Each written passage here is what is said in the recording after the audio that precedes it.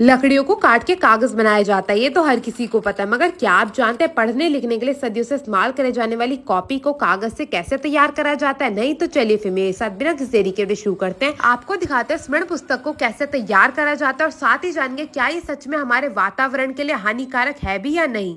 तो copy register या कह लो स्मरण पुस्तक को बनाने के लिए सबसे पहले कागज मंगाया जाता है, जो कि कागज की फैक्ट्री से आता है। अब इस कागज को डाला जाएगा मशीन के अंदर और इस पे लकीरें खींचने का कार्यक्रम शुरू करा जाएगा। जैसी ही कॉपी पे आपको लकीरें चाहिए होती है, इंग्लिश, हिंदी या फिर गणित वाली, वैसी ही लकीरें इस कागज पे खींच के तैयार कर ली जाती हैं। ये जो आप मशीन के ऊपर गोल गोल सी घूमती हुई मशीनें देख रहे हैं ना, इसी का सारा खेल होता है। इसमें नीचे की ओर से कागज घूमता हुआ जाता है और ऊपर से लकीरें खींच के एक ओर से बाहर आता रहता है। अब इस सारे के सारे कागज को लिया जाता है और एक और इकट्ठा कर लिया जाता है। अब इस कागज पे आप देख सकते हैं ढेर सारी लाइनें खींच के तो तैयार हो चुकी है, मगर मैं आपको बता दूं इसे सबसे पहले मोड़ने का कार्यक्रम शुरू करा जाएगा, क्योंकि एक कागज पे करीबन 8 पन्ने निकलते हैं। तो एक कॉपी बनाने के लिए सबसे पहले 2 से 4 पन्नों को लिया जाता है और फुट्टे की सहायता से इन्हें मोड़ मोड़ के सेट करके तैयार कर लिया जाता है। आप यहाँ पे देख सकते हैं एक एक करके इसे मोड़ा जा रहा है और इसे मोड़ के 2 भागों में इकट्ठा कर लिया जाएगा। अब इन 2 भागों को उठाया जाएगा और आगे पीछे का पन्ना लगा के तैयार करा जाएगा। मैं आपको बता दूं मशीन के अंदर एक नहीं बल्कि 2 कॉपी या फिर रजिस्टर एक बारी में बना के तैयार करे जाते हैं।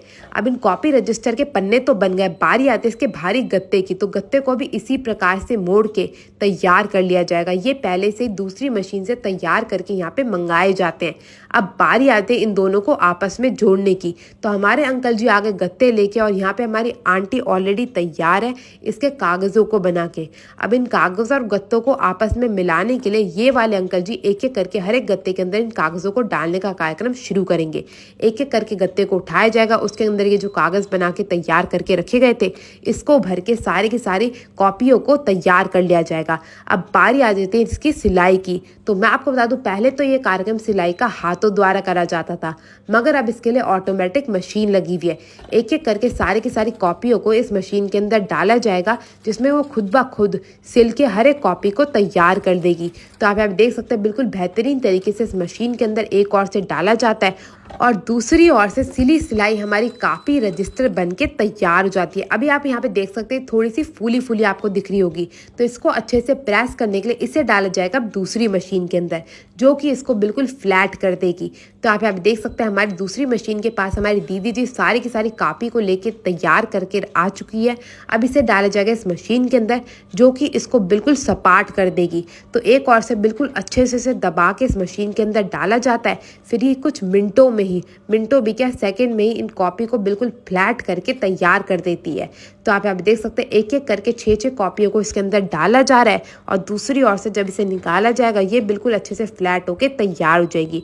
अब हमारी कॉपियां तो अच्छे से सिल के कागज लग के तैयार हो चुके हैं, मगर बारी आती है इनकी कटाई की। जैसा कि पहले आप सबने देखा कि पन्नों को मोड़ के लगाया गया, तो उन पन्नों को खोलने के लिए इसकी अब कटाई करी जाएगी। जिस तरफ से सीला होता है उस तरफ को छोड़ के बाकी हर एक दिशा से इसकी कटाई करी जाती है। अब हमारी कॉपी की कटाई भी हो गई, मगर बारी आती है एक कॉपी से 2 कॉपी तैयार करने की।